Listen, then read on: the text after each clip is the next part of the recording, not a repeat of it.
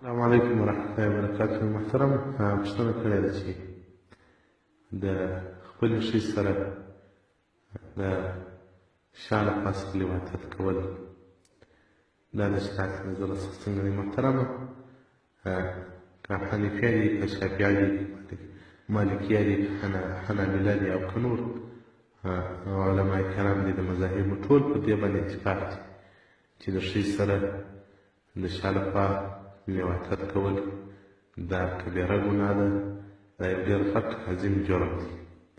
دغه رنګه د علي او د ابي درداء او د عبدالله بن عباس او د ابن عمر او ابو هريره مبارکان څخه هم دا روایت دی. او دغه رنګه سعید بن مسیب او ابوبکر بن عبدالرحمن او مجاهد او عکرمه او طاووس او امام سوري رحمة الله علیه د ټول دا اقوال دي چې دا ګناه کبیره ده او حرام کار دی، ډېر غټ جرم دی. او رسول الله صلی الله علیه وسلم برک وایي که څوک د حیض په حالت کې د ښځې سره جماع وکړي او امرأة فی دبرها یا د شا لخوا او یا د کاهن د پروګرام تصدیق وکړي نو فقط کفر بما انزل علی محمد صلی الله علیه وسلم، د انکار وکړي له هغه څخه چې په رسول الله صلی الله علیه وسلم برک باندې کوم څه نازل شوي. او دغه رنګه په بل روایت کې راځي رسول الله صلی الله علیه وسلم وایي زه بېزاره یم او دغه رنګه دی بېزاره شو د هغه څخه چې په رسول الله صلی الله علیه وسلم نازل شوي دي. او بهروة المرأة څخه روایت چې ان رسول الله صلی الله علیه وسلم قال ملعون، هغه څوک ملعون دی، د الله په لعنت کې دی، د الله په غضب کې دی چې ښځې ته د شا لخوا راځي، یعنې د غټ کولو په ځای کې شهوت ختموي.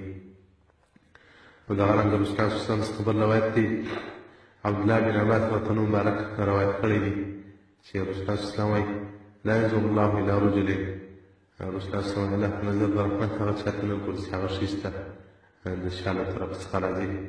ترمذي جلد د 3 صفحه 460. او دغه رنګه نسایي په سنن الکبرا کې جلد 5 صفحه 314.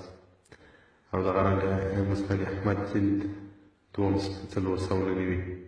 او دغه رنګه ابي داود جلد 4 صفحه 216 کې دا روایت ذکر کړی دی.